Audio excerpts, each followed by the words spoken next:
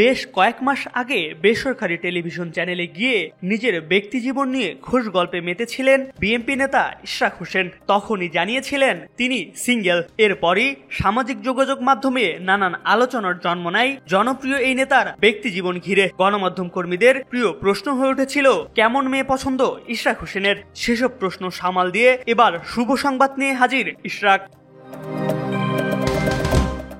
গত শুক্রবার রাতে বাগদান সেরেছেন বিএনপি চেয়ারপারসনের পররাষ্ট্র বিষয়ক কমিটির বিশেষ সহকারী ইঞ্জিনিয়ার ইশরাক হোসেন। গতকাল রাতে হবু বউকে বিয়ের আংটি পরিয়েছে ইশরাকের পরিবার। আজ গণমাধ্যমে বিয়ের খবর আসতেই সবারই আগ্রহের কেন্দ্রবিন্দুতে পরিণত হয়েছে ইশরাকের হবু বউকে ঘিরে। জানা গেছে ইশরাক হোসেন বিয়ে করেছেন রাজনৈতিক পরিবারেই। জিয়াউর রহমানের আমলের মন্ত্রী ও সাবেক সংসদ সদস্য নূর মোহাম্মদ খানের বড় মেয়ে ব্যারিস্টার নুসরাত খানের সঙ্গে তার বাগদান সম্পন্ন হয়েছে।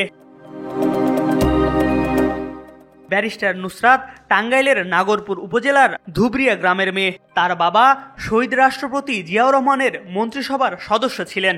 নতুন জীবন শুরুর আগে সবার দোয়া চেয়েছেন বিএনপির প্রভাবশালী এই নেতা।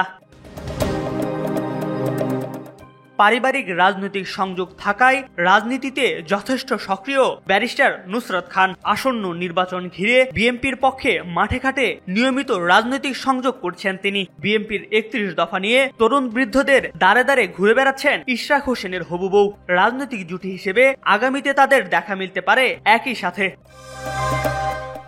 এম আর আকাশ, আজকাল।